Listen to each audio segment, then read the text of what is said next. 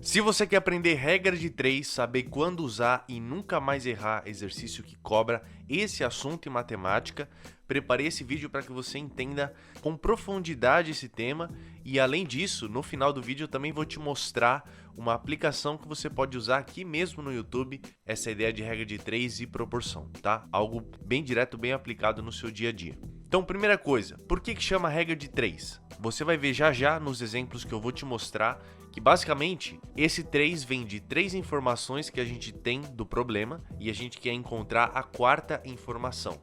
Então por isso que é regra de 3. Você usa esses 3 números para encontrar o quarto número. E além disso, também a gente vai tratar nessa aula sobre regra de 3 simples, porque também existe a regra de 3 composta. Então a regra de 3 simples são problemas que vão tratar sobre duas grandezas. Isso vai ficar claro nos exemplos que eu vou te mostrar. E se você quiser, depois já deixa aí nos comentários se você quer que eu faça um vídeo sobre regra de 3 composta também, para você entender a diferença e saber resolver problemas desse assunto. Fechado? Então, como já falei, não esquece que no último exemplo eu vou te mostrar algo que você pode aplicar aqui mesmo no YouTube, usando essa ideia de proporção e regra de 3. Beleza? Vamos lá então, ó. Esse primeiro exemplo aqui que eu já preparei para você, que ele diz o seguinte: para você fazer 2 bolos, são necessários 720 gramas de farinha. Quantos gramas de farinha são necessários para fazer 10 bolos?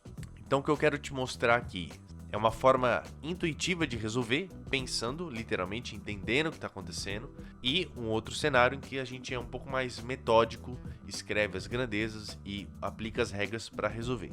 Beleza? Então, quero te mostrar essas duas formas.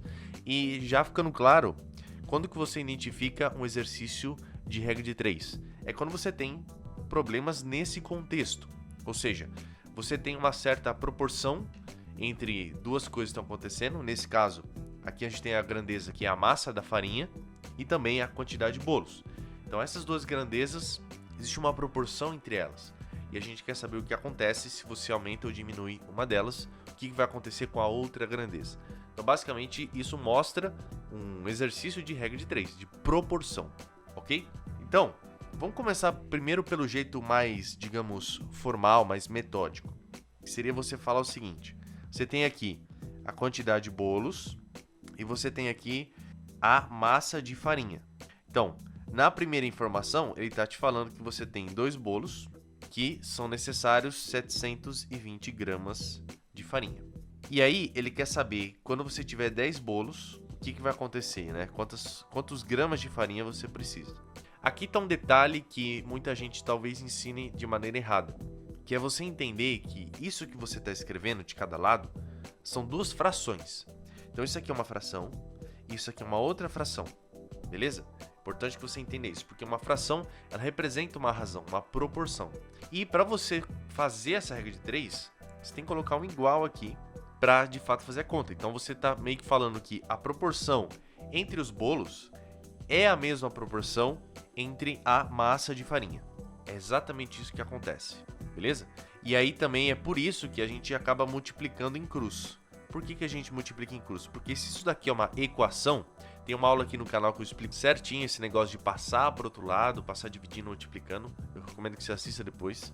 Mas se é uma equação, a gente vai usar aquela ideia, né? Esse x, ele está aqui, ele vai multiplicar esse outro lado. Esse 10 que está aqui vai multiplicar esse outro lado. E de novo, essa justificativa está nesse vídeo que eu mostrei para vocês. Então, se a gente for resolver essa conta, a gente vai ter aqui 2x, que é igual a 720 vezes 10. Mas nem sempre você vai resolver dessa forma. E eu vou te mostrar com o próximo exemplo aqui, quando que isso não vai poder ser realizado assim, você tem que fazer um ajuste, beleza?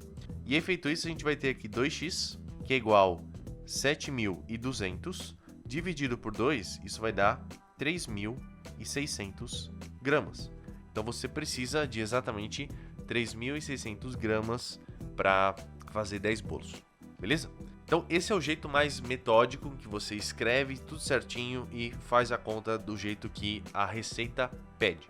Mas se eu estivesse fazendo essa questão, eu quero te mostrar como eu pensaria e como você também pode pensar. Então, primeiro fato é o seguinte: a gente tem 2 bolos que são necessários 720 gramas. E a gente quer passar para um outro cenário que a gente vai ter 10 bolos e aí uma quantidade de farinha que a gente não sabe. O que você tem que pensar é o seguinte, indo daqui para cá, por quanto a gente multiplicou? Por quanto que eu multipliquei o 2 para chegar no 10? Eu multipliquei exatamente por 5. Então, é 5 vezes maior essa grandeza. Isso significa que a farinha também tem que ser 5 vezes maior.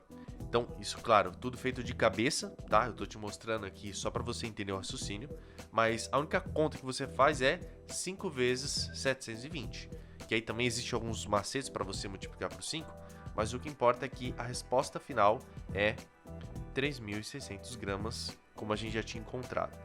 Então, pensando dessa forma, entendendo exatamente o que a proporção representa, ela está falando para você o que acontece de uma situação para outra se você está multiplicando por algum número ou dividindo. Então, seguindo essa mesma ideia, você segue essa mesma proporção para aplicar na outra grandeza, beleza?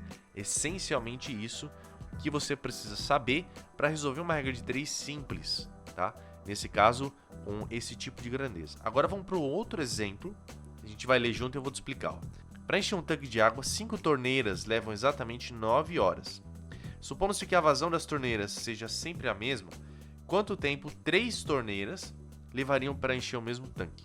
Então, se a gente for seguir o processo passo a passo, a gente tem as torneiras, então seria uma grandeza, e o tempo, que seria outra grandeza.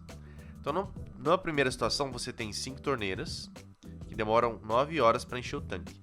Na outra situação, você vai ter 3 torneiras, que vão demorar uma quantidade X de horas para encher. E aí, como eu já falei, isso aqui são duas frações e a gente coloca um igual. Acontece que você tem que fazer uma coisa a mais nesse tipo de exercício, tanto esse como o anterior. Você tem que primeiro pensar intuitivamente, se o número de torneiras aumentar, o tempo também vai aumentar ou o tempo vai diminuir? Então você tem que analisar o contexto do problema. Você tem torneiras que estão enchendo um tanque. Se você tem mais torneiras enchendo o tanque, você vai demorar menos tempo para encher o tanque. Concorda? Diferente do problema anterior, que você tinha bolo e farinha. Então, se você quer fazer mais bolo, você precisa usar mais farinha. Então, elas crescem juntas e diminuem juntas. Aqui não. Aqui você tem duas grandezas que quando uma cresce, a outra diminui. E quando uma diminui, a outra cresce. Então, a gente chama isso daqui de grandezas inversamente proporcionais. Ou seja, são grandezas que, como eu falei, quando uma cresce, a outra diminui. Só que cresce e diminui na mesma proporção.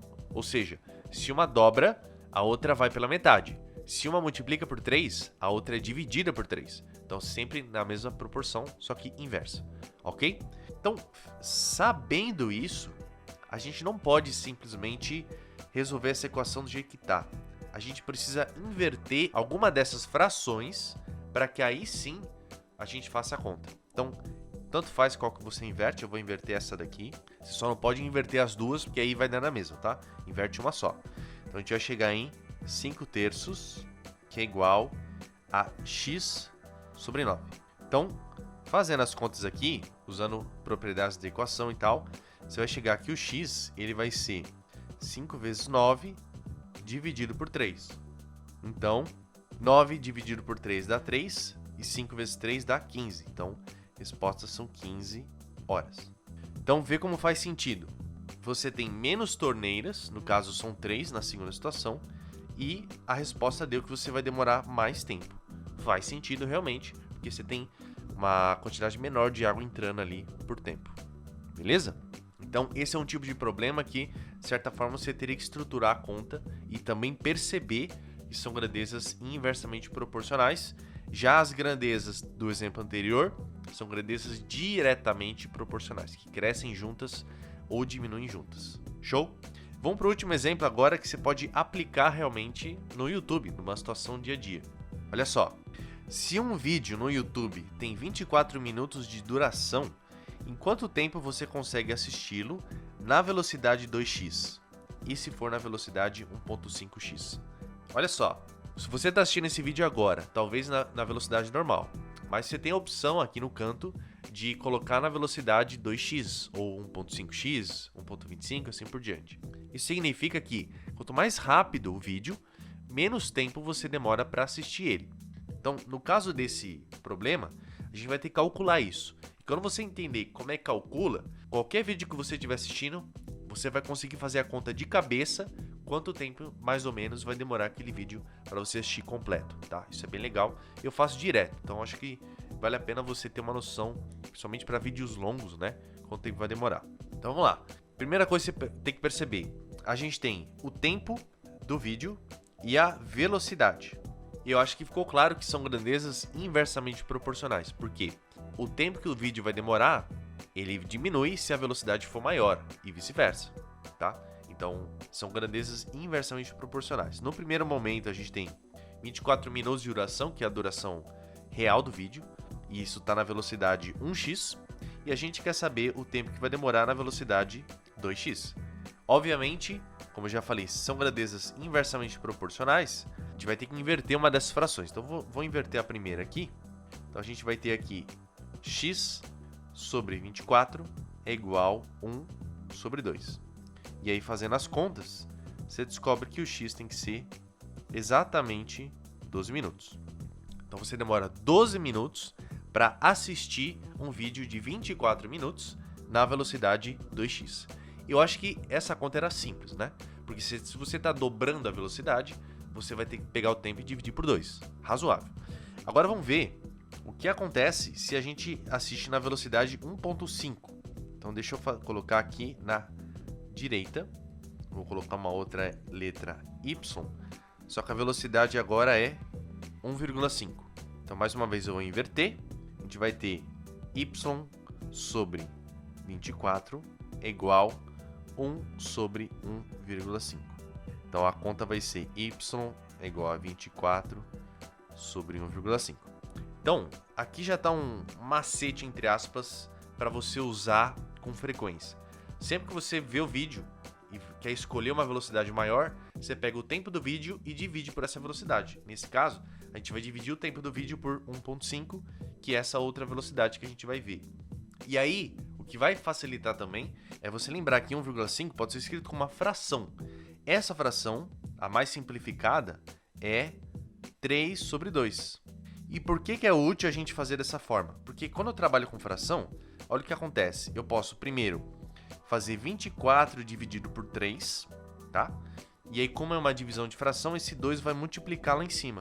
Então você vai ter 24 dividido por 3 vezes 2. 24 por 3 dá 8. E 8 vezes 2 vai dar 16. Então a resposta está aqui, 16 minutos. É exatamente essa conta que eu faço de cabeça quando eu coloco em 1.5x, por exemplo, e você pode fazer dessa forma. Principalmente o fato de você trabalhar com fração, tá? Isso é bem útil. Beleza, gente? Então espero que tenha ficado claro esses exemplos de regra de 3 simples para grandezas diretamente proporcionais e inversamente proporcionais. E só deixando claro então, que tipo de pré-requisito você precisa para entender regra de 3. Primeiro, você precisa das operações básicas, multiplicação, divisão, isso é um ponto até óbvio. Depois você também precisa entender um pouco de fração, que nem aqui a gente acabou usando fração, né? Divisão e tal, simplificação também. E equação, porque o processo de você multiplicar em cruz, que o pessoal fala na regra de 3, nada mais é do que as propriedades da equação, ou seja, a forma de você manipular uma equação.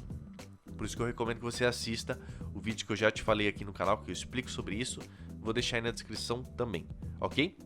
E isso também, para você entender proporção, razão e tal, se conecta com geometria plana. Não sei se você já estudou, vai estudar, mas entendendo semelhança de triângulo é basicamente a mesma coisa que entender regra de 3 e proporção.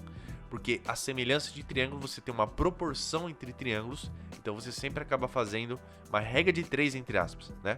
Ah, se um lado do triângulo dobrou, o outro também vai ter que dobrar para ser um triângulo semelhante. Então, são assuntos que se conectam, se você entendendo isso, entendendo aquilo, o que ficar mais intuitivo, você puxa outro assunto para ficar bem claro e conectado na sua cabeça. Legal? Fez sentido? Então por esse vídeo era isso, espero que você tenha gostado. Se você gostou, deixa um like e comenta aí se ficou alguma dúvida ou se você também quer um vídeo sobre regra de 3 composta, que eu vou tentar fazer o mais rápido possível. Lembrando que também tem o meu outro canal aqui no YouTube sobre matemática para vestibular, tudo o link vai estar na descrição, e também meu curso Matemática Zero para você aprender matemática do zero, literalmente. Fechou? Então por esse vídeo é isso, beijão no seu cérebro e a gente se vê no próximo vídeo.